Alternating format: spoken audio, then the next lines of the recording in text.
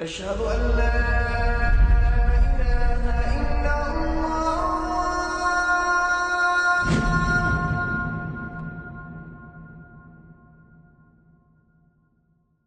Raindrops media পরিবেশিত audio lecture series সেইরাহ। এই সিরিজে আলোচিত হবে পৃথিবীর বুকে শ্রেষ্ঠতম মানুষ রাসূলুল্লাহ মুহাম্মদ সাল্লাল্লাহু আলাইহি ওয়াসাল্লামের জীবন কথা। ইন্নাল হামদালিল্লাহি ওয়াসসালাতু ওয়াসসালামু আলা রাসূলিল্লাহি ওয়া আলা আলিহি ওয়া আসহাবিহি ওয়া সাল্লামা তাসলিমান কাসীরান মাজিদান ইলা ইয়াউমিদ্দিন, আম্মা বা'দ। আমাদের আজকের পর্বে আলোচনা হলো মদিনার ইসলামী রাষ্ট্রের তৃতীয় প্রজেক্ট মদিনা সনদ। আমরা আগেই বলেছি, মদিনায় ছিল বিভিন্ন ধর্মবিশ্বাস ও গোত্রের বসবাস। 3 ধর্মের লোক ছিল মদিনায়: মুসলিম, ইহুদি ও মুশরিক। মুসলিমদের প্রথমে 2 ভাগে ভাগ করা যায়: মক্কা থেকে আগত মুহাজির এবং মদিনার স্থানীয় মুসলিম, যাদেরকে বলা হতো আনসার। মুহাজিরদের বেশিরভাগই ছিল কোরাইশ, তবে কোরাইশ কোনো একটি গোত্র ছিল না, বরং অনেকগুলো গোত্রের সম্মিলন ছিল এই কোরাইশ। মুহাজিরদের মধ্যে উসমান ইবনে আফফান রাদিয়াল্লাহু আনহুর মতো মুসলিম ছিলেন, যিনি ছিলেন মক্কার সম্মানিত গোত্র উমাইয়ার একজন সদস্য। আর মুহাজিরদের মধ্যে ছিলেন বিলাল রাদিয়াল্লাহু আনহু, যিনি ছিলেন একজন আবিসিনিয়ান দাস। আবার আনসারদের মধ্যে 2টি গোত্র ছিল, আওস এবং খাজরাজ, যা এর আগে অনেকবার উল্লেখ করা হয়েছে। আওস আর খাজরাজ এই 2টি প্রধান গোত্রের মধ্যে আবার অনেকগুলো উপগোত্র ছিল। ওদিকে ইহুদিদের ছিল 3টি গোত্র: বনু কাইনুকা, বনু নযীর এবং বনু কোরাইজা। আর মুশরিকরা ছিল মূলত আওস ও খাজরাজ গোত্রের। আওস ও খাজরাজ গোত্রের বেশিরভাগ লোক ইসলাম গ্রহণ করায় আওস ও খাজরাজ গোত্রকে আনসারি মুসলিম বলা হয়। তবে এদের মধ্যে কিছু সদস্য ছিল যারা ইসলাম গ্রহণ করেনি। সুতরাং আমরা দেখতে পাচ্ছি, মদিনায় অনেক গোত্রের একাধিক ধর্মের মানুষের বসবাস ছিল। এই ধরনের সমাজকে বলা হয় বহুত্ববাদী সমাজ বা প্লুরালিস্টিক সোসাইটি। এই ধরনের সমাজে ক্ষমতার দ্বন্দ্ব, আনুগত্য, পারস্পরিক বিবাদ ইত্যাদি বিষয়গুলো সাধারণ একটা সমস্যা। আরবে এই ধরনের একটি সমাজের উত্থান নতুন একটি অভিজ্ঞতা, কারণ আরবরা ছিল গোত্রে গোত্রে চরমভাবে বিভক্ত। ধর্মীয় পরিচয়ের ঊর্ধ্বে তাদের গোত্র পরিচয় স্থান পেত। আমরা আরবের রাজনৈতিক কাঠামো নিয়ে আগে আলোচনা করেছি। এক একটি গোত্র ছিল এক একটি স্থানীয় কাঠামো বা রাজনৈতিক এন্টিটি। গোত্রের নেতাকে সবাই মেনে চলত। কোনো বিরোধ হলে তার ফয়সালা ছিল চূড়ান্ত। এক এক গোত্রের সাথে এক এক গোত্রের কখনো যুদ্ধ হতো, কখনো মৈত্রী হতো, কিন্তু সেটা তাদের গোত্র পরিচয় অক্ষুণ্ণ রেখে ও গোত্রের স্বার্থকে মাথায় রেখে পরিষ্কার কোনো নীতিমালা ছিল না। নৈতিকতার কেউ ধার ধারত না। গোত্রে গোত্রে হানাহানি চলে আসছিল দীর্ঘদিন ধরে।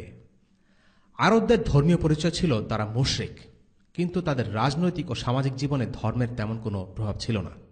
কিন্তু মদিনার বহুত্ববাদী সমাজে বিষয়গুলো অতটা সহজ ছিল না। তাই সম্ভাব্য জটিলতা নিরসনে রাসূলুল্লাহ সাল্লাল্লাহু আলাইহি ওয়াসাল্লাম একটি সনদ প্রণয়ন করলেন, যাতে এসব বিষয়ে কোনো জটিলতার অবকাশ না থাকে এবং মদিনা একটি স্থিতিশীল রাষ্ট্র হিসেবে পরিচালিত হতে পারে।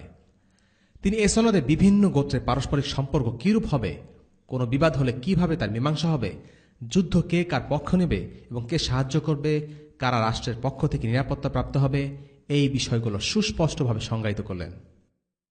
এই আধুনিক যুগে আমরা একটা জিনিস প্রায় শুনতে পাই: ধর্ম একান্ত ব্যক্তিগত একটা ব্যাপার। একান্ত ব্যক্তিগত ব্যাপারে যেমন কেউ নাক গলায় না, তেমনি একজন আরেকজনের ধর্ম নিয়ে, ধর্ম পালন নিয়ে কোনো নাক গলাবে না। কিন্তু ইসলাম কোনো ব্যক্তিগত ইবাদতের ধর্ম নয়। ইসলাম মানুষের সামাজিক, রাজনৈতিক, অর্থনৈতিক ও ধর্মীয় জীবন সকল ব্যাপারের দিক নির্দেশনা দেয়। ইসলাম এসেছে সকল কাল ও পাত্রের সকল মানুষের জন্য। বাস্তবতা হচ্ছে, পৃথিবীর সমস্ত মানুষ ইসলাম গ্রহণ করে না, আর আল্লাহ তাআলা ইসলাম গ্রহণে কাউকে বাধ্য করেন না। কিন্তু যে মানুষ বা যে জাতি ইসলাম গ্রহণ করে না, তাদের সাথে মুসলিমদের কিরূপ আচরণ করবে সে ব্যাপারেও ইসলামের দিক নির্দেশনা আছে। অর্থাৎ ইসলাম মুসলিমদের নিজস্ব ইবাদত, পারস্পরিক লেনদেন সম্পর্কে দিক নির্দেশনা তো দেয়ই, সাথে অমুসলিমদের সাথে মুসলিমদের সম্পর্ক কেমন হবে সে ব্যাপারে সুস্পষ্ট কিছু নীতিমালা ও দিক নির্দেশনা দেয়। এ যাবৎকাল পর্যন্ত মুসলিমদের সাথে অমুসলিমদের সম্পর্কের ব্যাপারে কোনো আইনগত নীতিমালা প্রণীত হয়নি, কারণ মক্কায় অমুসলিমরা ছিল শক্তিশালী এবং মুসলিমরা ছিল দুর্বল। অমুসলিমদের সাথে মুসলিমদের ইন্টারাকশন মূলত দাওয়াতি কার্যক্রমে সীমাবদ্ধ ছিল। ঈমান ও দাওয়াতের সাথে সংশ্লিষ্ট যেসব বিষয়ে আল্লাহ তাআলা মুসলিমদের শিক্ষা দিয়েছেন, সেগুলোর ব্যাপারে আমরা আগে আলোচনা করেছি। যেমন তাদেরকে আপন হিসেবে না নেওয়া, তাদের পরিবারের সদস্য হলেও তাদের থেকে আল্লাহ ও রাসূল সাল্লাল্লাহু আলাইহি ওয়াসাল্লাম ও মুসলিমদেরকে প্রাধান্য দেওয়া, তাদের দেবতাদের গালি না দেওয়া, ভালো আচরণ করা ইত্যাদি। কিন্তু মদিনায় একটি ফাংশনিং সমাজ ব্যবস্থা আছে, যার কর্তৃত্বে আছে মুসলিমরা। পারস্পরিক বিরোধ হলে কিভাবে সমাধান করা হবে, বাইরের শত্রু আক্রমণ করলে কারা প্রতিরোধ করবে, অর্থনৈতিক দায়িত্বের দায়ভার কিভাবে বন্টন হবে, বিচারের ফয়সালা কোন আইনে হবে ইত্যাদি বিষয়গুলোর ব্যাপারে সুস্পষ্ট নীতিমালা প্রণয়নের প্রয়োজন পড়ল। আর এই কারণেই আল্লাহ রসুল সাল্লাল্লাহু আলাইহি ওয়াসাল্লাম মদিনার মুসলিম, ইহুদি ও মুশরিকদের মধ্যে পারস্পরিক সম্পর্কের একটি আইনগত কাঠামো দাঁড়া করালেন। এই কাঠামোকে আমরা একটি চুক্তিপত্র বা সংবিধান বলতে পারি। প্রত্যেকটি দল, ধর্ম ও গোত্র এই চুক্তিপত্র বা সংবিধান মেনে নেওয়ার অঙ্গীকার করেছিল। মদিনা সনদের অনেকগুলো ধারা ছিল। এর মধ্যে অনেকগুলো ধারার পুনরাবৃত্তি হয়েছে। কিছু কিছু গোত্রের নাম পরিবর্তন আছে। আমাদের আজকের আলোচনা সহজ এবং বোধগম্য রাখার জন্য পুনরাবৃত্তিগুলো বাদ দিয়ে চুক্তিপত্রের মূল ধারাগুলো নিয়ে আলোচনা করব ইনশাআল্লাহ। এই চুক্তিপত্রটি শুরু হয়েছে বিসমিল্লাহির রহমানির রহিম দিয়ে। 1 নম্বর, এটি নিরক্ষর নবী মুহাম্মদ সাল্লাল্লাহু আলাইহি ওয়াসাল্লামের পক্ষ থেকে সম্পাদিত, কুরাইশ ও ইয়াসরিবের মুমিন ও মুসলিমদের মাঝে লিখিত। এটি তাদের জন্য প্রযোজ্য যারা তাদের অনুসারী, মিত্র এবং সহযোগী। 2, এরা সকলে এক উম্মত, অন্যদের থেকে আলাদা। 3, কুরাইশদের মুহাজিরগণ তাদের আগের অবস্থায় থাকবে, নিজেদের মাঝে পূর্বের রীতিতে রক্তপণ আদায় করবে এবং নিজেদের বন্দীর মুক্তিপণ বহন করবে, আর তা করবে মুমিনদের মাঝে স্বীকৃত নীতি ও ইনসাফ অনুসারে। 4, বনু আউফ তাদের আগের অবস্থায় থাকবে, নিজেদের মাঝে আগের রীতিতে রক্তপণ লেনদেন করবে এবং নিজেদের বন্দীর মুক্তিপণ বহন করবে, আর তা করবে মুমিনদের মাঝে স্বীকৃত নীতি ও ইনসাফ অনুসারে। এই একই ধারা অন্য কিছুর গোত্রের জন্য পুনরাবৃত্তি করা হয়। 5, যারা বাড়াবাড়ি করবে সকল সত্যনিষ্ঠ মুসলিম তাদের বিরোধিতা করবে, যদিও বা তাদের সন্তান হয়। 6, এক মুমিন অন্য মুমিনকে কোনো কাফিরের বদলে হত্যা করবে না এবং কোনো কাফিরকে কোনো মুমিনের বিরুদ্ধে সাহায্য করবে না। 7, কোনো মুসলিম কাফির কুরাইশদের জানমালের নিরাপত্তা বা আশ্রয় দেবে না। 8, কোনো মুমিন এই লিপির ধারাগুলো অস্বীকার করেছে এবং আল্লাহ ও শেষ দিবসে ঈমান এনেছে তার জন্য বৈধ নয় কোনো দুষ্কৃতিকারীকে সাহায্য করা বা তাকে আশ্রয় দেওয়া। 9, আর যে বিষয়ে তোমাদের মধ্যে মতবাদ হবে তা আল্লাহর সমীপে ও মুহাম্মাদের সমীপে উপস্থাপিত হবে। 10, ইহুদিদের জন্য ইহুদিদের ধর্ম এবং মুসলিমদের জন্য মুসলিমদের ধর্ম।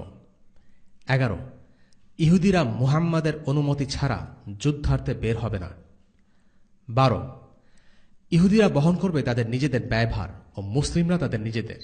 তাদের কেউ বহিঃশত্রু দ্বারা আক্রান্ত হলে একে অপরকে সাহায্য করবে এবং বিশ্বাসঘাতকতা করবে না।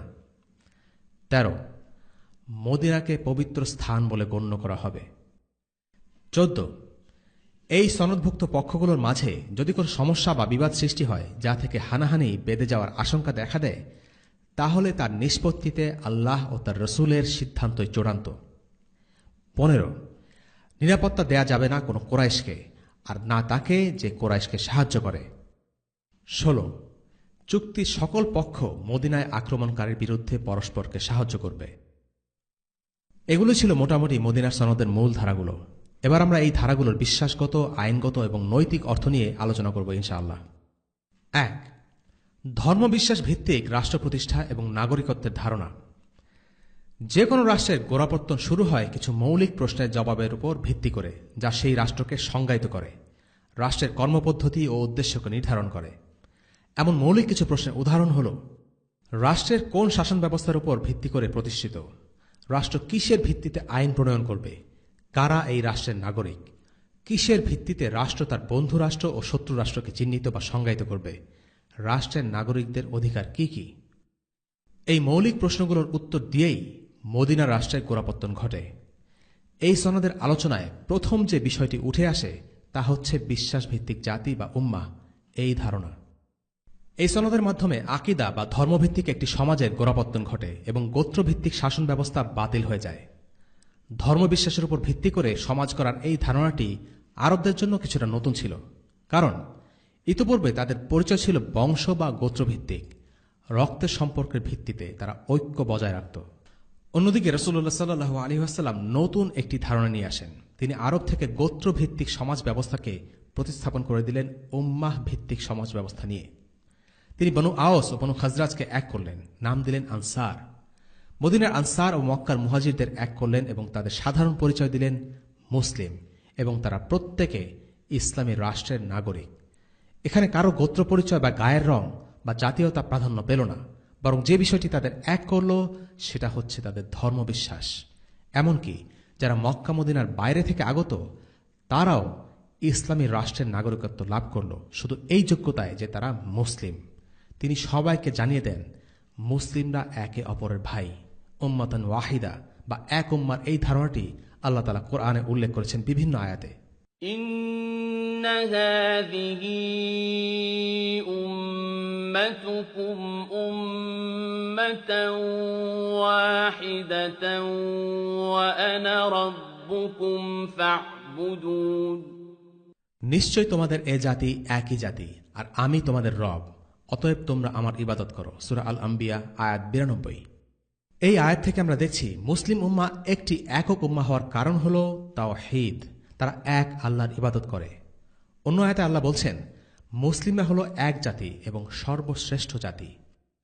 وَكَذَلِكَ جَعَلْنَاكُمْ أُمَّةً وَسَطًا لِتَكُونُوا شُهَدَاءَ عَلَى النَّاسِ وَيَكُونَ الرَّسُولُ عَلَيْكُمْ شَهِيدًا وَمَا جَعَلْنَا الْقِبْلَةَ الَّتِي كُنتَ عَلَيْهَا إِلَّا لِنَعْلَمَ مَن يَتَّبِعُ الرَّسُولَ مِمَّن يَنقَلِبُ عَلَى عَقِبَيْهِ وَإِن كَانَتْ لكبيرة إلا على الذين هدى الله وما كان الله ليضيع إيمانكم إن الله بالناس لرؤوف رحيم। আর এভাবেই আমি তোমাদেরকে মধ্যপন্থী উম্মত বানিয়েছি যাতে তোমরা মানুষের উপর সাক্ষী হও এবং রাসূল সাক্ষী হন তোমাদের উপর। আর যে কিবলার উপর তুমি ছিলে তাকে কেবল এজন্যই নির্ধারণ করেছিলাম যাতে আমি জেনে নেই যে কে রাসূলকে অনুসরণ করে এবং কে তার পিছনে ফিরে যায়। যদিও তা অতি কঠিন তাদের ছাড়া যাদেরকে আল্লাহ হিদায়াত করেছেন, এবং আল্লাহ এমন নন যে তিনি তোমাদের ঈমানকে বিনষ্ট করবেন। নিশ্চয়ই আল্লাহ মানুষের প্রতি অত্যন্ত স্নেহশীল, পরম দয়ালু। সূরা আল বাকারা আয়াত 143। চুক্তিপত্রের একটি ধারায় বলা হয়েছে ঈমানদারেরা একে অপরের সহযোগী। এই কথার অর্থ মুসলিমরা একে অপরকে জুলুমের বিরুদ্ধে সহায়তা করবে, ইসলামী ভ্রাতৃত্বের হক আদায় করবে এবং তাদের মধ্যে পারিবারিক ও প্রতিবেশী সুলভ সম্পর্কে যে হক আছে সে হকও আদায় করবে। সব মুসলিমকে এক উম্মাহ হিসেবে সংজ্ঞায়িত করার মাধ্যমে এই উম্মাহ একটি স্বকীয় উম্মাহ হিসেবে প্রতিষ্ঠিত হল। আর জাতি হিসেবে মুসলিমদের স্বকীয়তা বজায় রাখতে রাসূলুল্লাহ সাল্লাল্লাহু আলাইহি ওয়াসাল্লাম এমন অনেক নির্দেশ দিয়েছেন যেখানে ইহুদিদের কাছ থেকে মুসলিমদের স্বকীয়তা ও পার্থক্য বজায় রাখার কথা বলা হয়েছে। মক্কার মুশরিক ও মুসলিমদের মাঝে অনেক বিষয়ে স্পষ্ট পার্থক্য বিদ্যমান থাকলেও মদিনার আহলে কিতাব ও মুসলিমদের মধ্যে কিছু কিছু ব্যাপারে সাদৃশ্য বিদ্যমান ছিল। কিন্তু রাসূলুল্লাহ সাল্লাল্লাহু আলাইহি ওয়াসাল্লাম মুসলিমদের মুসলিম পরিচয়কে অন্যদের থেকে স্বতন্ত্র রাখতে চেয়েছিলেন। এমন অনেক হাদিস রয়েছে যেখানে মুসলিমদের ইহুদিদের থেকে ভিন্নভাবে চলাফেরা নির্দেশ দেওয়া হয়েছে। যেমন রাসূলুল্লাহ সাল্লাল্লাহু আলাইহি ওয়াসাল্লাম লক্ষ্য করলেন মদিনার ইহুদিরা ইবাদতের সময় চামড়ার মোজা পরে না, তাই তিনি মুসলিমদের ইবাদতের সময় চামড়ার মোজা পরার অনুমতি দিলেন। আবার ইহুদিরা মেহেদি দিয়ে চুল রং করত না, তাই তিনি মুসলিমদেরকে মেহেদি দিয়ে চুল রং করার নির্দেশ দিলেন।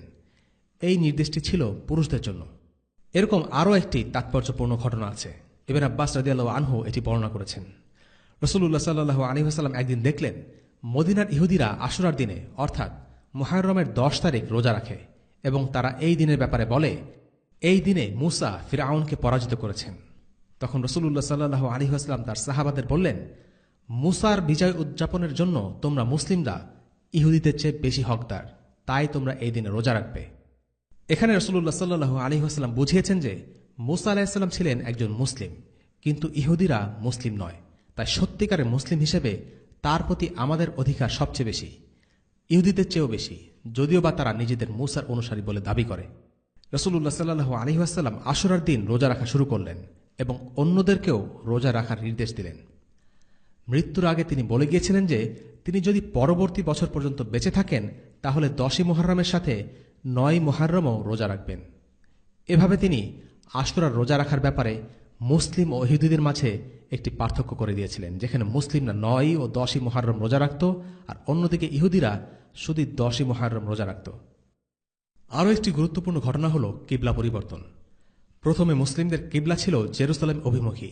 সে সময় ইহুদিরাও জেরুসালেম অভিমুখী হয়ে ইবাদত করত। পরবর্তীতে মুসলিমদের কিবলা বদলে হয়ে যায় কাবা অভিমুখী। এই ঘটনাটি জাতি হিসেবে মুসলিমদের স্বকীয়তায় বিশেষ মাত্রা যোগ করল, কারণ মুসলিমরা আর ইহুদিদের কিবলা অনুসরণ করে না, বরং তাদের নিজস্ব একটি কিবলা আছে। কিবলা পরিবর্তনের এই ঘটনাটি পরে বিস্তারিত আলোচনা করা হবে ইনশাআল্লাহ। নিজস্ব পরিচয় ও কালচার থাকার বিষয়টি বেশ গুরুত্বপূর্ণ। একটি জাতি তখনই অন্য জাতির অনুকরণ করে যখন সে তার নিজস্ব পরিচয়, নিজের বিশ্বাস ও কৃষ্টি কালচার নিয়ে হীনমন্যতায় ভোগে, আর তাই তারা অন্যদের মতো হতে চায়, যেমনটা আমরা এখনও মুসলিমদের মাঝে দেখছি। মুসলিমদের মধ্যে একটা বড় অংশ নিজেদের ইসলামে বিশ্বাস ও মূল্যবোধ নিয়ে হীনমন্যতায় ভোগে এবং তারা পশ্চিমাদের আদর্শ, নীতি ও মূল্যবোধ গ্রহণ করে শ্রেষ্ঠত্ব অর্জন করার বা জাতে ওঠার চেষ্টা করছে। একদিকে তারা নিজেদের মুসলিম হিসেবে দাবি করে, অন্যদিকে তারা কাজে কর্মে চিন্তা চেতনায় অনুকরণ করে পশ্চিমা সেকুলারদের।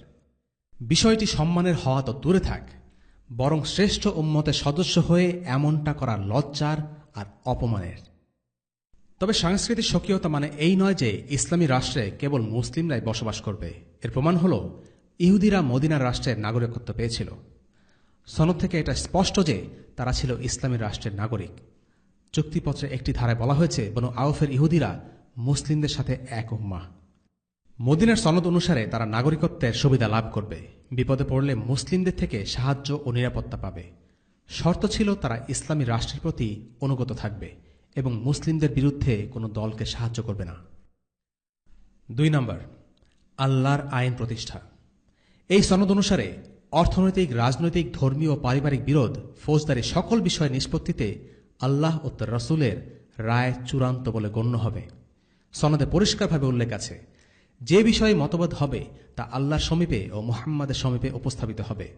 অর্থাৎ মদিনার এই রাষ্ট্রটি হবে একটি শরিয়া শাসিত রাষ্ট্র এবং রাসূলুল্লাহ সাল্লাল্লাহু আলাইহি ওয়াসাল্লাম হচ্ছেন সেই রাষ্ট্রের প্রধান।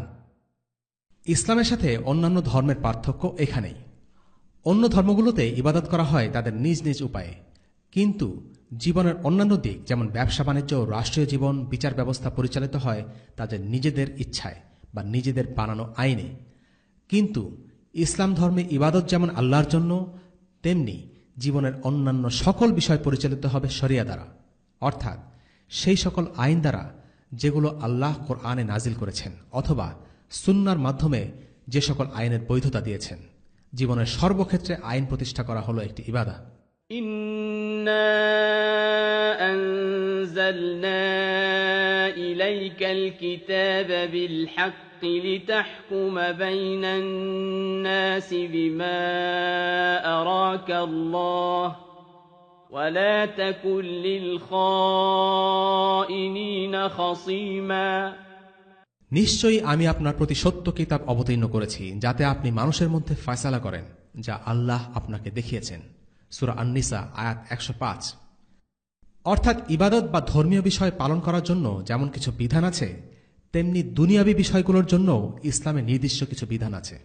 এছাড়া আল্লাহর দেয়া দিন নিরাপদভাবে পালনের জন্য আল্লাহর আইন প্রতিষ্ঠা করা একান্ত জরুরি। আধুনিক শাসন ব্যবস্থাকে যে 3টি ভাগে ভাগ করা যায়, আইন বিভাগ, বিচার বিভাগ ও কার্যনির্বাহী বিভাগ, মদিনার সনদে এই প্রতিটি বিভাগের ব্যাপারে আল্লাহ ও রাসূলের সিদ্ধান্ত ছিল চূড়ান্ত এবং ইহুদিরাও এটি মেনে নিয়েছিল। মুসলিম ও ইহুদিদের মধ্যে কোনো সমস্যা হলে সে ব্যাপারে রাসূলুল্লাহ সাল্লাল্লাহু আলাইহি ওয়াসাল্লামের সিদ্ধান্তই হবে চূড়ান্ত। তবে ইহুদিদেরকে একটি সীমিত স্বাধীনতা দেয়া হয়েছিল যে যদি তারা চায় তাহলে তাদের নিজেদের মধ্যকার কোনো সমস্যা তাদের ধর্মীয় কিতাব অনুসারে ফয়সালা করতে পারবে। আবার তারা চাইলে তাদের নিজস্ব সমস্যা ফয়সালা করার জন্য আল্লাহ রসুলের আদালতে দ্বারস্থ হতে পারবে। রাসূলুল্লাহ স্বাধীনতা ছিল তিনি তাদের মামলা নিষ্পত্তি করে দেবেন অথবা তাদের মামলা তাদের আদালতে বিচার করতে ফিরিয়ে দেবেন। এই প্রসঙ্গে আল্লাহ তাআলা কোরআনে বলেন, সাম্মাউনা লিল কাযিবি আক্কালুনা লিস-সুহত فإن جاءوك فاحكم بينهم أو أعرض عنهم وإن تعرض عنهم فلن يضروك شيئا وإن حكمت فاحكم بينهم بالقسط إن الله يحب المقسطين তারা বেশি বেশি মিথ্যে শুনতে আগ্রহী, হারাম ভক্ষণকারী। তারা যদি তোমার কাছে আসে তাহলে ইচ্ছে হলে তাদের বিবাদ নিষ্পত্তি করো, নতুবা অস্বীকার করো। অস্বীকার করলে তারা তোমার কোনোই ক্ষতি করতে পারবে না। যদি বিচার ফায়সালা করো তাহলে ইনসাফের সাথে তাদের বিচার ফায়সালা করো। আল্লাহ ন্যায়পরায়ণদেরকে ভালোবাসেন। সূরা আল মাইদা আয়াত 42। ইহুদিরা একাধিকবার আল্লাহ রাসূল সাল্লাল্লাহু আলাইহি ওয়াসাল্লামের কাছে বিরোধ নিষ্পত্তি করতে এসেছিল। তাফসীরে ইবনে কাসিরে এই বিষয়ে বিস্তারিত আছে। যেমন একবার তারা এসেছিল এক বিবাহিত মহিলার বিরুদ্ধে জিনা করার অভিযোগ নিয়ে, আরেকবার তারা এসেছিল বনু নজির ও বনু কোরাইজা বিরোধ নিয়ে। ইহুদিরা এই ধরনের বিচার ফায়সালায় তাদের নিজেদের সুবিধামতো তাদের ধর্মের আইন পরিবর্তন করত। সম্ভ্রান্ত বংশের কেউ কোনো অপরাধ করলে তাকে শাস্তি দিত না, অথবা তার শাস্তি কম করে দিত।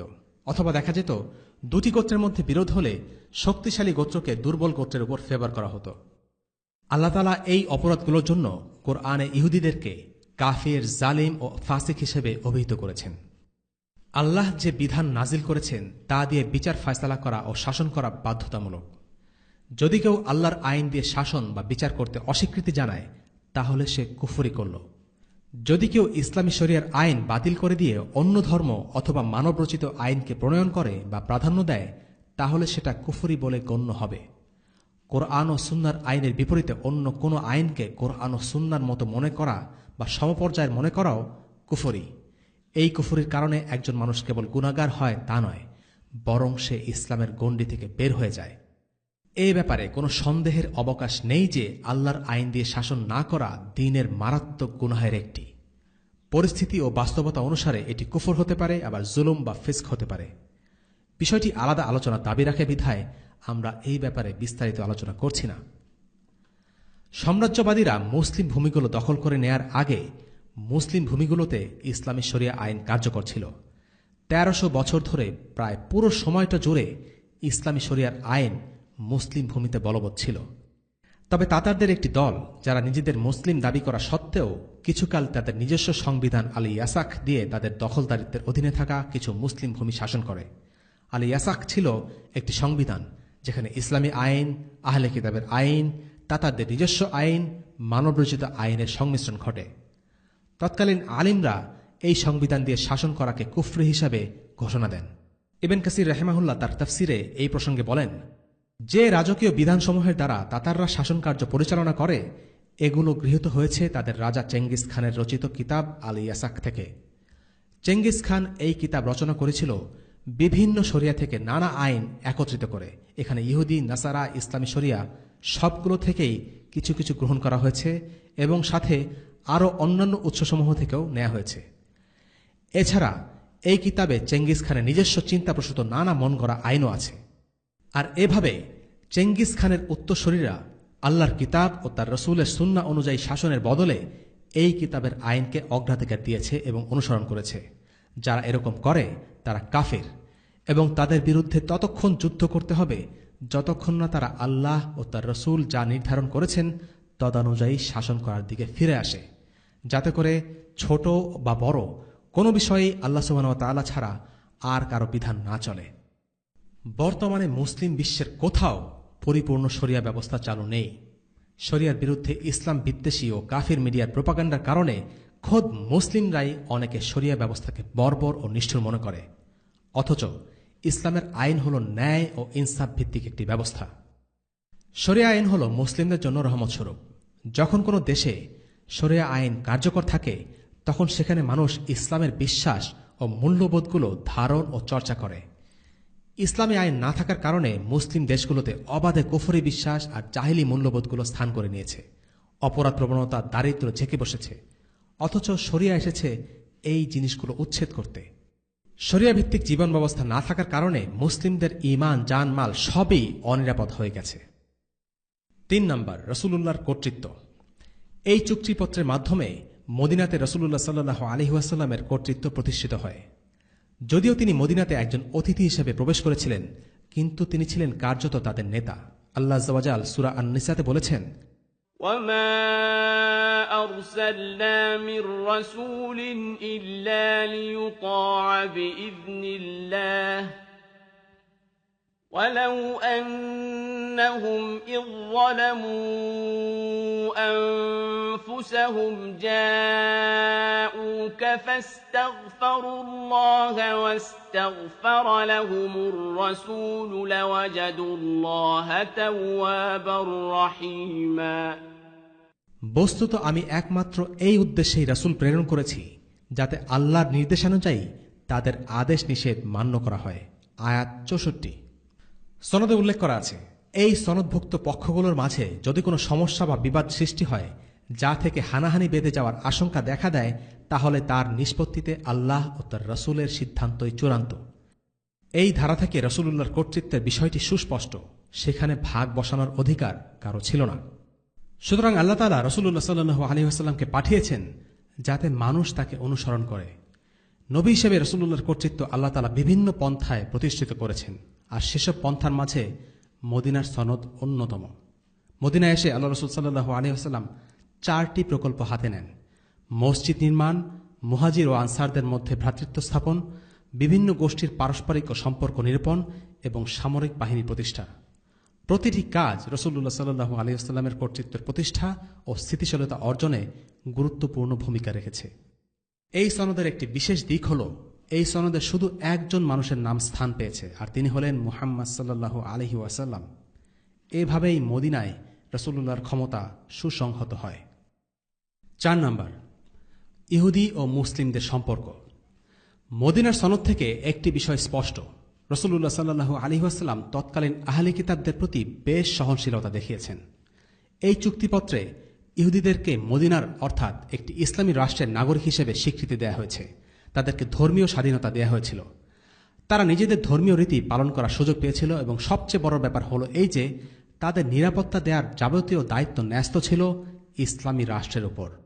অন্যদিকে ইহুদিদের উপর যে দায়িত্ব ও শর্ত আরোপ করা হয়েছিল সেগুলো হল, বহিঃশত্রু কর্তৃক মদিনা আক্রান্ত হলে ইহুদিরা মুসলমানদের পক্ষ নেবে, তারা রাষ্ট্রের জন্য কল্যাণকর মতামত প্রদান করবে এবং এর বিরুদ্ধে ষড়যন্ত্র করবে না, মদিনা নিরাপত্তার সাথে সংশ্লিষ্ট কোনো তথ্য কারো কাছে প্রকাশ করবে না, রাসূলুল্লাহ সাল্লাল্লাহু আলাইহি ওয়াসাল্লামের নির্দেশ ব্যতিরেকে কেউ মদিনা ত্যাগ করবে না। এরকম একটি ভারসাম্যপূর্ণ অবস্থা থেকে মুসলিম ও ইহুদিদের সহাবস্থানের সূচনা হলেও তা বেশিদিন স্থায়ী হয়নি, বরং সম্পর্ক কেবল খারাপই হয়েছে। কেননা ইহুদিরা মদিনায় মুসলিমদের উপস্থিতি সহ্য করতে পারছিল না। রাসূলুল্লাহ সাল্লাল্লাহু আলাইহি ওয়াসাল্লাম শুরু থেকেই তাদের সাথে সুসম্পর্ক বজায় রাখার চেষ্টা করছিলেন, কিন্তু ইহুদিরা তা হতে দেয়নি। ইহুদিদের এই ষড়যন্ত্রমূলক তৎপরতা নিয়ে পরবর্তীতে ইনশাআল্লাহ একটি পর্বে আলোচনা করা হবে। 5 নম্বর, মদিনার পবিত্রতা বজায় রাখা। আরবদের কাছে মক্কা হারাম বলে বিবেচিত ছিল, অর্থাৎ সেখানে কোনো প্রকার রক্তারক্তি, অশান্তি বা বিশৃঙ্খলা করা নিষিদ্ধ ছিল। এটি ছিল তাদের কাছে একটি পবিত্র স্থান। মদিনার একটি নির্দিষ্ট বর্ডার বা সীমানা ছিল, এবং মদিনা সনদে রাসূলুল্লাহ সাল্লাল্লাহু আলাইহি ওয়াসাল্লাম মদিনাকে সকলের জন্য নিরাপদ স্থান হিসেবে ঘোষণা করেছেন। মদিনার পবিত্রতা বজায় রাখার জন্য সেখানে গাছ কাটা, শিকার করা, যুদ্ধ ও অস্ত্র বহন করা নিষিদ্ধ ঘোষণা করা হয়। 6 নম্বর, ধর্মীয় স্বাধীনতা। চুক্তিপত্রের একটি ধারায় বলা হয়েছে, ইহুদিদের জন্য ইহুদিদের ধর্ম, মুসলিমদের জন্য মুসলিমদের ধর্ম, অর্থাৎ মদিনার ইসলামী রাষ্ট্রে অমুসলিমদের জন্য নিজস্ব ধর্ম পালনের অধিকার ছিল। আল্লাহ তাআলা কোরআনে বলেন, লা ইকরাহা ফিদ্দীন, অর্থাৎ ধর্মের ব্যাপারে কোনো জবরদস্তি নেই। তবে নিজের ধর্ম পালনের সুযোগ থাকলেও ইসলামী রাষ্ট্রে অমুসলিমরা নিজেদের ধর্ম প্রচার করতে পারবে না, অর্থাৎ তারা তাদের চার্চ বা মন্দিরের ভেতরে নিজেদের ধর্ম অনুসারে ইবাদত এবং আচার অনুষ্ঠান পালন করতে পারবে, তবে প্রকাশ্যে তাদের কুফরি ও শিরকি বিশ্বাস প্রচার করতে পারবে না। ইসলাম কেবল একটি দিনকেই সত্য দিন হিসেবে স্বীকার করে, আর বাকি সমস্ত ধর্ম মতাদর্শ ইসলামের চোখে বাতিল, মিথ্যা। তাই সেগুলোর উপর কেউ বিশ্বাস করতে চাইলে ইসলাম জোর করে তাকে ইসলাম গ্রহণে বাধ্য করে না, তবে সেগুলোকে প্রচার করার অনুমতি দেয় না। তবে ইসলামী রাষ্ট্রে অমুসলিমদের থাকা ও ধর্ম পালনের এই অধিকার পরবর্তীতে কিছুটা পরিবর্তন আসে। হিজরতের 10ম বছরে মুশরিকদেরকে জাজিরাতুল আরব থেকে বের করে দেওয়ার ব্যাপারে আদেশ জারি হয়, আর ইহুদি ও খ্রিস্টানদেরকে মৃত্যুসজ্জায় আল্লাহ রসুল সাল্লাল্লাহু আলাইহি ওয়াসাল্লাম জাজিরাতুল আরব থেকে বের করে দেওয়ার ব্যাপারে আদেশ করেছেন। তবে এই আদেশ জাজিরাতুল আরবের জন্য। অন্যান্য মুসলিম ভূমিতে অমুসলিমরা ইসলামী রাষ্ট্রের প্রতি অনুগত থাকার শর্তে বসবাস ও নিজের ধর্ম পালন করতে পারবে। 7 নম্বর, ইনসাফের ধারণা। মদিনার সনদে একাধিক ধারায় ইনসাফ করার এবং জুলুমের বিরুদ্ধে অবস্থান নেয়ার কথা এসেছে। ইসলাম একটি ন্যায়ের ধর্ম। মদিনার ইসলামী রাষ্ট্র ছিল ইনসাফের উপর প্রতিষ্ঠিত রাষ্ট্র। কারো উপর যদি জুলুম করা হতো, সে ধনী হোক বা গরিব হোক, দাস কিংবা উচ্চবংশ, সে সুবিচারের দাবি করতে পারত। এজন্য তার কোনো টাকা পয়সা খরচ হতো না। জাতি, ধর্ম, বর্ণ নির্বিশেষে সকলের অধিকার ছিল আদালতে সুবিচার পাবার। একজন মুসলিম বিচারক যখন কোনো বিরোধের নিষ্পত্তি করে, তখন তার জন্য শত্রু, বন্ধু, ধনী, গরিবের মধ্যে পার্থক্য করার কোনো সুযোগ ইসলামে নেই। তাকে অবশ্যই দুজনের মধ্যে ন্যায়ের সাথে বিচার করতে হবে। ইসলাম শত্রুদের সাথে যুদ্ধ করার আদেশ দেয়, কিন্তু তাদের সাথে অবিচার করার অনুমতি দেয় না। আল্লাহ তাআলা বলেছেন, يا أيها الذين آمنوا كونوا قوامين لله شهداء بالقسط ولا يجرمنكم شنآن قوم على ألا تعدلوا اعدلوا هو أقرب للتقوى واتقوا الله إن الله خبير بما تعملون। হে মুমিনগণ, তোমরা আল্লাহর সাথে ন্যায়ের সাথে সাক্ষ্যদানকারী হিসেবে সদা দণ্ডায়মান হও। কোন কওমের প্রতি শত্রুতা যেন তোমাদেরকে কোনোভাবে প্ররোচিত না করে যে তোমরা ইনসাফ করবে না। তোমরা ইনসাফ করো, তার তাকওয়ার নিকটতর, এবং আল্লাহকে ভয় করো। নিশ্চয় তোমরা যা করো আল্লাহ সেই বিষয়ে সবিশেষ অবহিত। সূরা আল মাইদা আয়াত 8। একজন মুসলিম যখন সে আদালতে দাঁড়াবে, তখন সে সত্য সাক্ষ্য দেবে, যদিও সে সাক্ষ্য তার নিজের স্বার্থ বা নিজ পরিবারের সদস্যের বিরুদ্ধে যায়। এমনকি কোনো কাফিরের বিরুদ্ধে সে মিথ্যা সাক্ষী দেবে না। যদিও একজন মুসলিম তার বেশি আপন, কিন্তু ইনসাফের প্রশ্নে সত্যবাদিতাই মুখ্য। আল্লাহ তাআলা বলেন, يا أيها الذين آمنوا كونوا قوامين بالقسط شهداء لله ولو على أنفسكم أو الوالدين والأقربين إن يكن غنيا أو فقيرا فالله أولى بهما فلا تتبعوا الهوى أن تعدلوا وإن تلووا أو تعرضوا فإن الله كان بما تعملون خبيرا। হে ইমানদারগণ, ন্যায়ের প্রতি সুপ্রতিষ্ঠ ও আল্লাহর জন্য সাক্ষ্যদাতা হও, যদিও তা তোমাদের নিজেদের কিংবা মাতা পিতা এবং আত্মীয়গণের বিরুদ্ধে হয়। কেউ ধনী হোক বা দরিদ্র হোক, আল্লাহ উভয়েরই ঘনিষ্ঠতর। অতএব প্রবৃত্তির অনুসরণ করো না, যাতে তোমরা ন্যায় বিচার করতে পারো। এবং যদি তোমরা বক্রভাবে কথা বলো কিংবা সত্যকে এড়িয়ে যাও, তবে নিশ্চয়ই তোমরা যা করছো সে বিষয়ে আল্লাহ সম্পূর্ণ অবগত। সূরা আন-নিসা আয়াত 135। ইনসাফের প্রতিচ্ছবি ছিল মদিনার ইসলামী রাষ্ট্র। তৎকালীন আরবের কালচার সম্পর্কে আমরা আগেই বলেছি। সে সময় লোকেরা নিজেদের গোত্রের পক্ষ নিত, ঠিক হোক বা ভুল হোক। নিজ গোত্র অন্যায় করলেও তাদের পক্ষ নিয়ে যুদ্ধ করত। কিন্তু ইসলাম এই রীতি বদলে দিল। আল্লাহ রাসূল সাল্লাল্লাহু আলাইহি ওয়াসাল্লাম বলেছেন, তোমার ভাইকে সাহায্য করো, হোক সে জালিম বা মজলুম। তখন সাহাবীরা বললেন, মজলুমকে সাহায্য করা তো বুঝলাম, কিন্তু জালিমকে কিভাবে সাহায্য করতে পারি? তখন নবীজি সাল্লাল্লাহু আলাইহি ওয়াসাল্লাম ব্যাখ্যা করলেন, জালিমকে সাহায্য করা মানে হচ্ছে তার জুলুমে বাধা দিয়ে তাকে সাহায্য করা, অর্থাৎ তার হাত দিয়ে যেন জুলুম না হয় সেটা নিশ্চিত করা। ইসলামে মুসলিমরা একে অপরের ভাই ভাই। কাফিরদের প্রতি মুসলিমদের কোনো ওয়ালা বা আনুগত্য নেই। ইসলামের চোখে একজন মুসলিম আর কাফিরের স্ট্যাটাস বা মর্যাদাও সমান নয়। কিন্তু একজন মুসলিম যদি কোনো কাফিরের সাথে অন্যায় করে, ইসলামী আদালত সেই মুসলিমের পক্ষ নেবে না, বরং কাফিরের পক্ষেই রায় দেবে। এমনটা হয়েছিল খলিফা আলী রাদিয়াল্লাহু আনহুর সময়ে, যখন এক ইহুদি আলী রাদিয়াল্লাহু আনহুর একটি ঢাল চুরি করেছিল, কিন্তু প্রমাণের অভাবে তার কোনো শাস্তি হয়নি। এই ধরনের পারস্পরিক বিরোধ নিরসনে ইসলামী আদালতের চোখে কে জালিম আর কে মাজলুম এটাই ধর্তব্য। ৮ নম্বর, অর্থনৈতিক ও সামরিক বিষয়ে নীতিমালা। এই চুক্তিপত্র অনুসারে মুসলিমদের অর্থনৈতিক দায়ভার মুসলিমদের কাঁধে, আর ইহুদিদের অর্থনৈতিক দায়ভার ইহুদিদের কাঁধে। প্রত্যেকে নিজেদের ব্যাপারে দায়িত্বশীল হবে। এটা ছিল অভ্যন্তরীণ অর্থনৈতিক দায়ভারের বিষয় নীতি, কিন্তু সামরিক বিষয়ে এই নীতি ছিল ভিন্ন। চুক্তি অনুসারে মদিনা বহিঃশত্রু দ্বারা আক্রান্ত হলে মুসলিম ও ইহুদি উভয়ের উপর প্রতিরক্ষা দায়ভার বর্তাবে। এই শর্তটি বিশেষভাবে গুরুত্বপূর্ণ, কারণ পরবর্তীতে কুরাইশরা যখন মদিনা আক্রমণ করে তখন ইহুদিরা মুসলিমদের পাশে দাঁড়ানো তো দূরে থাক, উল্টো তারা কুরাইশদের সাথে এক হয়ে মদিনার রাষ্ট্রের বিরুদ্ধে ষড়যন্ত্রে লিপ্ত হয়। এর সূত্র ধরে বনু কুরাইজায় অভিযান সংঘটিত হয়।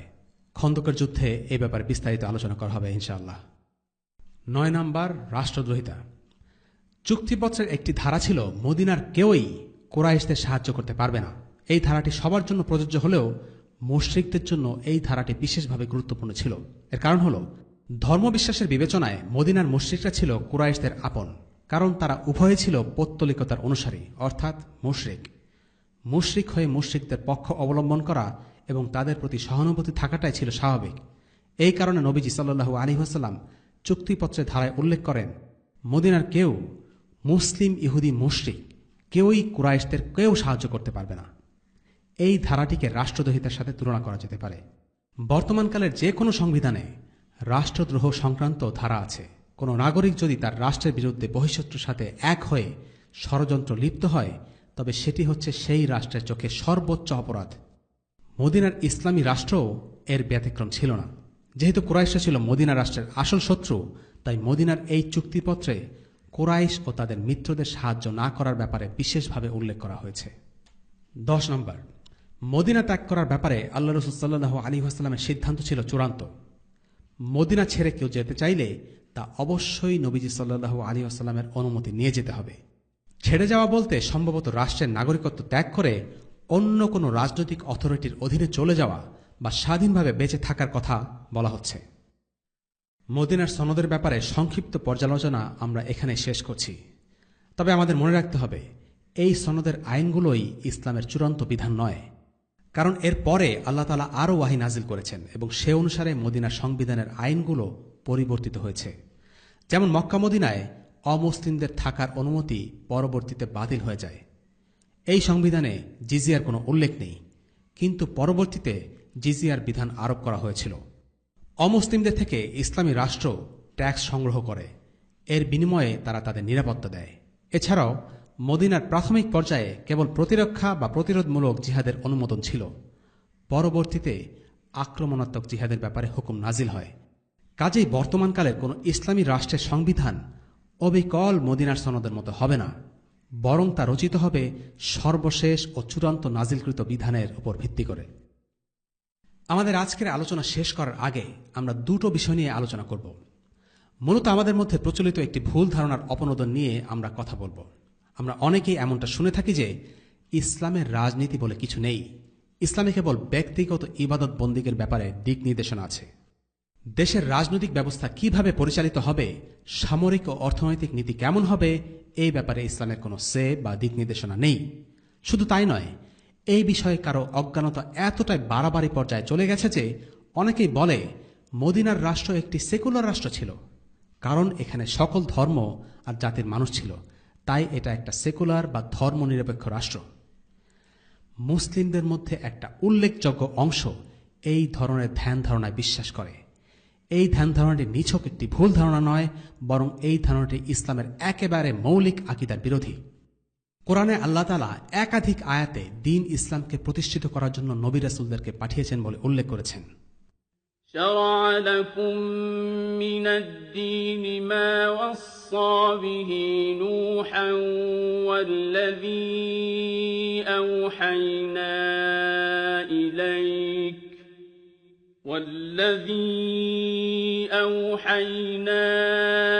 إليك وما وصينا به إبراهيم وموسى موسى وعيسى أن أقيموا الدين ولا تتفرقوا فيه كبر على المشركين ما تدعوهم إليه الله يجتبي إليه من يشاء ويهدي إليه من ينيب তিনি তোমাদের জন্য দ্বীনের সেই বিধি ব্যবস্থাই দিয়েছেন যার হুকুম তিনি দিয়েছিলেন নূহকে, আর সেই বিধি ব্যবস্থাই তোমাকে ওয়াহির মাধ্যমে দিলাম যার হুকুম দিয়েছিলাম ইব্রাহিম, মূসা ও ঈসাকে, তা এই যে তোমরা দ্বীন প্রতিষ্ঠিত করো আর তাতে বিভক্তি সৃষ্টি করো না। ব্যাপারটি মুশরিকদের জন্য কঠিন হয়ে দাঁড়িয়েছে, যার দিকে তুমি তাদেরকে আহ্বান জানাচ্ছ। আল্লাহ যাকে ইচ্ছা করেন তার পথে বেছে নেন, আর তিনি তার পথে পরিচালিত করেন তাকে, যে তার অভিমুখী হয়। সূরা আশ-শূরা আয়াত 13। আল্লাহ তাআলা এই আয়াতে দ্বীন প্রতিষ্ঠা করার কথা বলছেন। দ্বীন প্রতিষ্ঠা করার অর্থ হচ্ছে আল্লাহ তাআলা যে হুকুম আহকামগুলো নাজিল করেছেন সেগুলোকে আইনগতভাবে প্রতিষ্ঠা করা। আল্লাহর বিধানগুলোকে দেশের সর্বোচ্চ বিধান বা আইন হিসেবে প্রতিষ্ঠা করা ছিল নবীদের উদ্দেশ্য। অর্থাৎ একটি দেশের আইন ব্যবস্থা হবে আল্লাহ তাআলার নাজিল করা ওয়াহির ভিত্তিতে। এটা হলো দ্বীন প্রতিষ্ঠা করা। কোরআন ও সুন্নাহর অসংখ্য দলিল আছে দ্বীন প্রতিষ্ঠা করার ব্যাপারে। আমরা যদি শুধু সিরাতের দিকে দেখি তাহলে বুঝতে পারবো আল্লাহ রাসূল সাল্লাল্লাহু আলাইহি ওয়াসাল্লাম মদিনায় হিজরত করেছেন আল্লাহর দ্বীনকে প্রতিষ্ঠা করার উদ্দেশ্যে। যদি শুধু মানুষকে আহ্বান করাই নবীজি সাল্লাল্লাহু আলাইহি ওয়াসাল্লামের নবুয়তের একমাত্র উদ্দেশ্য হতো, তাহলে তিনি সাহাবীদের নিয়ে আবিসিনিয়া হিজরত করতে পারতেন, কারণ সেখানে তারা নিরাপদে দাওয়াত চালিয়ে যেতে পারতেন। যদি নিরাপদে দাওয়াতের কাজ চালিয়ে যাওয়াই ইসলামী শরিয়ার চূড়ান্ত উদ্দেশ্য হতো, তাহলে আবিসিনিয়ার হিজরতের সাথে নবীজির মিশন সমাপ্ত হতো। অথবা মদিনায় হিজরত করাই হতে পারত সিরাতের শেষ কাহিনী, কারণ মদিনায় নবীজি সাল্লাল্লাহু আলাইহি ওয়াসাল্লাম নিরাপদ, সাহাবীরা নিরাপদ। কিন্তু এখানেই শেষ নয়, বরং হিজরত থেকে শুরু হয়েছে নতুন একটি অধ্যায়। মদিনায় আল্লাহ রাসূল সাল্লাল্লাহু আলাইহি ওয়াসাল্লাম একটি রাষ্ট্র প্রতিষ্ঠা করেছেন এবং চারিদিকে সম্প্রসারিত করেছেন। আর এই রাষ্ট্রের সার্বভৌম ক্ষমতা কোনো মানুষ, দল বা গোত্রে ছিল না, বরং এই রাষ্ট্রের সার্বভৌমত্ব ছিল এক আল্লাহর। কেননা এই চুক্তিপত্রে খুব পরিষ্কারভাবে বলা হয়েছে যে কোনো বিষয়ে নবীজি সাল্লাল্লাহু আলাইহি ওয়াসাল্লামের সিদ্ধান্তই হচ্ছে চূড়ান্ত।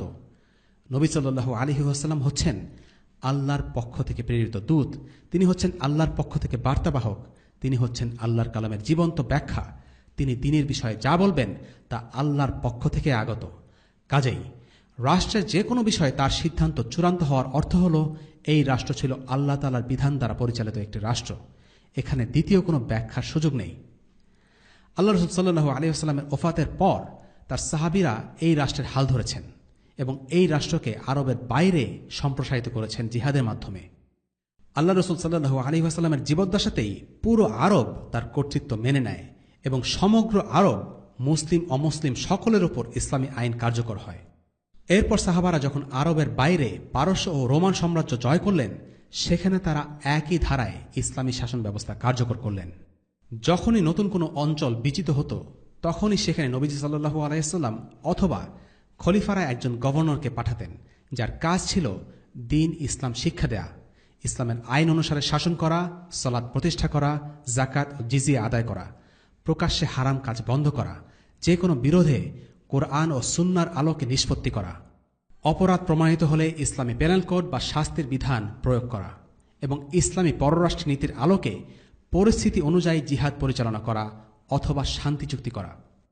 সাহাবীদের পর শরিয়াকে তাদের মতো পরিপূর্ণ ও বিশুদ্ধভাবে প্রয়োগ না হলেও সামগ্রিকভাবে মুসলিম বিশ্বে ইসলামের আইন চালু ছিল। কাজেই এই রাষ্ট্র কি করে সেকুলার বা ধর্মনিরপেক্ষ রাষ্ট্র হতে পারে? সেকুলারিজম বা ধর্মনিরপেক্ষতার ধারণা কখনোই ইসলামের ভূমিতে জন্ম নেয়নি, বরং এর জন্ম হয়েছে কাফিরদের ভূমিতে।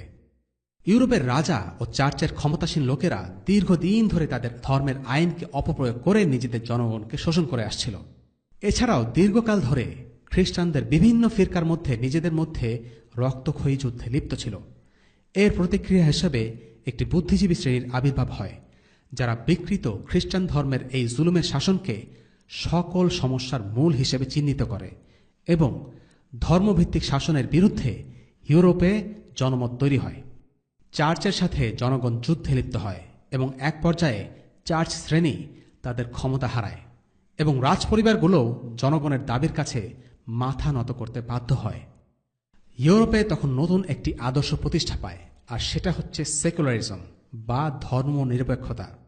এই আদর্শের বিশ্বাসীরা তাদের দেশ থেকে ধর্মীয় শাসন উচ্ছেদ করে, ধর্মকে একান্তই মানুষের ব্যক্তিগত বিষয় হিসাবে নির্ধারণ করে, নাগরিক জীবন থেকে ধর্মীয় অনুশাসনকে বিলুপ্ত করে এবং মানবরচিত আইনের ভিত্তিতে দেশ শাসন করা শুরু করে। এভাবেই 17 শতাব্দী থেকে ইউরোপের মাটিতে ধর্মনিরপেক্ষতার উদ্ভব হয়। কিন্তু মুসলিম ভূমিগুলো শরিয়ার অধীনে শাসিত হয়ে আসছিল এবং তেমন কোনো সমস্যা তৈরি হয়নি। যদিও মুসলিমদের নিজেদের মধ্যে যুদ্ধের অনেক ঘটনা ঘটেছে, তবে সেগুলো বেশিরভাগই রাজনৈতিক ক্ষমতার জন্য, ধর্মকে কেন্দ্র করে নয়। ইতিহাস সাক্ষ্য দেয় অনেক খ্রিস্টান ও ইহুদি নিজেদের দেশ থেকে মুসলিম দেশগুলোতে থাকা বেশি পছন্দ করত, কারণ শরিয়ার ছায়াতলে যে ন্যায় বিচার, শান্তি ও নিরাপত্তা তারা লাভ করত, সেটা তারা ইউরোপের খ্রিস্টান রোমান সাম্রাজ্যে চিন্তাও করতে পারত না। মুসলিম ভূমিগুলোতে সেকুলারাইজেশন প্রক্রিয়া শুরু হয় আরও অনেক পরে। সাম্রাজ্যবাদী ইউরোপিয়ান শক্তিগুলো যখন 17 শতাব্দী থেকে মুসলিম দেশে তাদের দখলদারিত্ব শুরু করে, তখন থেকেই মুসলিম দেশগুলো থেকে শরিয়াভিত্তিক শাসন ব্যবস্থা উচ্ছেদ হতে থাকে। ইউরোপিয়ানরা মুসলিম দেশগুলোর শিক্ষা ব্যবস্থা বদলে দেয়, বিচার ব্যবস্থাকে প্রতিস্থাপিত করে তাদের নিজস্ব বিচার ব্যবস্থা দিয়ে। এই পুরো প্রক্রিয়াটা একদিনে হয়নি, বরং দীর্ঘ অনেকগুলো বছর ধরে আস্তে আস্তে এই ধ্বংস প্রক্রিয়া চালু থাকে। তবে এই দোষ কেবল ইউরোপিয়ানদের ঘাড়ে চাপানো যায় না, কারণ একই সাথে মুসলিম বিশ্বে একটি দল জন্ম নেয় যারা মুসলিমদের পুনর্জাগরণের লক্ষ্যে ইউরোপিয়ানদের আদর্শ, মূল্যবোধ এবং ভাবধারা অন্ধের মতো অনুকরণ শুরু করে। এই চিন্তাভাবনা একটা আন্দোলনের রূপ নেয়। এই আন্দোলন মডার্নিস্ট মুভমেন্ট নামে পরিচিত। তারা কোরআন ও সুন্নাহকে নতুনভাবে ব্যাখ্যা করা শুরু করে, ফলে তারা এমন কিছু সিদ্ধান্ত উপসংহারে উপনীত হন যা কোরআন সুন্নাহর অনেক সুপ্রতিষ্ঠিত বিষয়ের বিরুদ্ধে চলে যায়। এর কারণ হলো তারা কোরআন ও সুন্নাহকে ব্যাখ্যা করার জন্য আলিমরা যে প্রক্রিয়া অনুসরণ করেন, সেই প্রক্রিয়া অনুসরণ না করে নিজেদের মন গড়া উপায়ে ইসলামকে ব্যাখ্যা করা শুরু করেন। তারা চাচ্ছিলেন কোরআন ও সুন্নাহকে এমনভাবে ব্যাখ্যা করতে যা পশ্চিম ব্যবস্থা ও মূল্যবোধের সাথে সঙ্গতিপূর্ণ হয় বা কম্প্যাটিবল হয়। এই কাজ করতে গিয়ে তারা ইসলামের অনেক মৌলিক বিষয়ে এমন অদ্ভুত কিছু ব্যাখ্যা ও অবস্থান নিয়ে হাজির হন যা উম্মার 1400 বছরের জীবনে কখনোই দেখা যায়নি। ইসলামকে একটি সেকুলার ধর্ম মনে করা, রাজনীতি ও নাগরিক জীবন থেকে ইসলামকে অনুপস্থিত মনে করা, শিক্ষা ও বিচার ব্যবস্থা থেকে ইসলামকে বিদায় করার যে ভ্রান্ত চিন্তাগুলো আমরা দেখি, এগুলো এই মডার্নিস্ট মুভমেন্টের ফসল, যার সাথে মূলধারার ইসলামের কোনো সম্পর্ক নেই। ওয়াসাল্লাল্লাহু আলা সাইয়্যিদিনা মুহাম্মদ ওয়া আলা আলিহি ওয়া আসহাবিহি ওয়া সাল্লাম। আলহামদুলিল্লাহি রাব্বিল আলামিন। আসসালামু আলাইকুম ওয়া রাহমাতুল্লাহি ওয়া বারাকাতুহু। রেইনড্রপস মিডিয়ার অন্যান্য প্রজেক্ট সম্পর্কে জানতে ভিজিট করুন www.raindropsmedia.org অথবা ফেসবুক পেজ www.facebook.com/raindropsmedia অথবা ইউটিউব চ্যানেল www.youtube.com/raindropsmediaorg2015